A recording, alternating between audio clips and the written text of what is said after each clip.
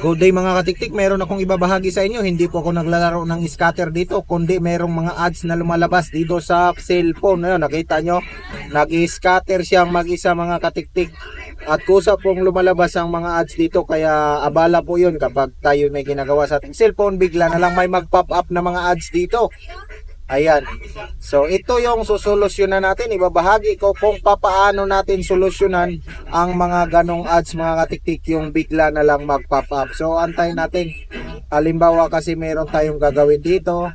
Kusa na lang pong lalabas yun. Antayin natin ulit mga katiktik para ma-verify nyo na ito ay, ayan o. Ito ay nagpa-pop up yung mga ads. Ayan. Wala tayong ginagawa pero bigla na lang merong ads na sumulpot dito sa harapan natin mga katiktik. So para ma-determine yan mga katiktik, pipindutin mo lang yung recent at aalamin mo kung anong apps ang nagbibigay sa iyo ng ads or yung mga patalastas yan o, ads. So pindutin mo yung recent mga katiktik at doon mo makikita yung pangalan ng ads mismo. Yan, papakita natin. Ayan. Isa-swipe natin hanggang sa lumabas yung ano mga katiktik, lumabas yung mismong pangalan niya. Sa recent natin makikita yan mga katiktik. At pagkatapos nating makita ang pangalan, uninstall natin.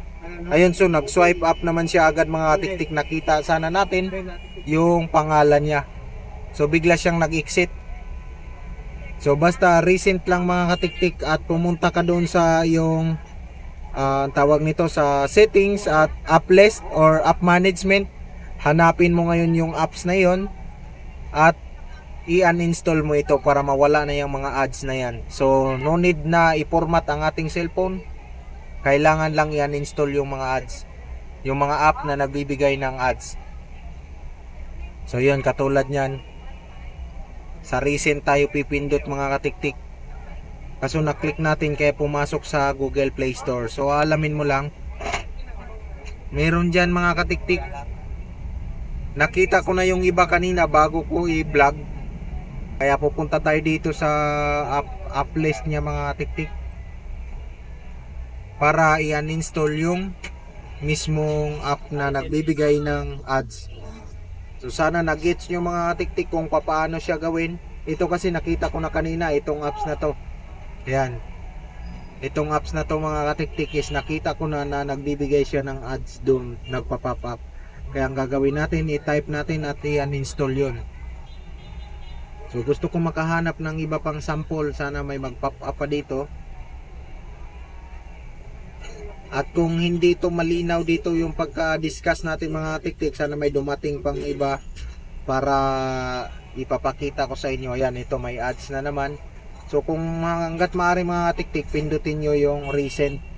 Kasi pag napindot nyo, pumapasok siya sa Play Store. Kasi nagpapa-install, di ba? Napusa siyang pumapasok sa Google Play Store. Ayan o. Ito yung hanapin natin mga katiktik. Ayan o, wala na. So yun yung hanapin natin dito sa app list or sa app management. Sa settings lang yan ng iyong cellphone makikita. Ito yun. So yun, nakikita nyo yung nagbibigay ng ads ng iyong cellphone kaya siya nagpa-pop up. So ang gagawin nyo is i-uninstall mo yun.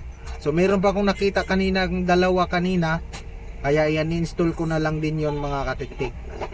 Yan, so ganun lang kadali. Once na mayroong mag-pop up na ads dyan sa iyong cellphone, alamin mo ito kung ano yung mga pangalan nito at i-uninstall mo ito mga katiktik doon sa app list or sa app management.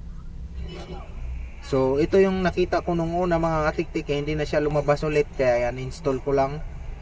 At saka yung mga cleaner dyan, mga booster, yun ang madalas mga katiktik magbibigay ng pop-up ads.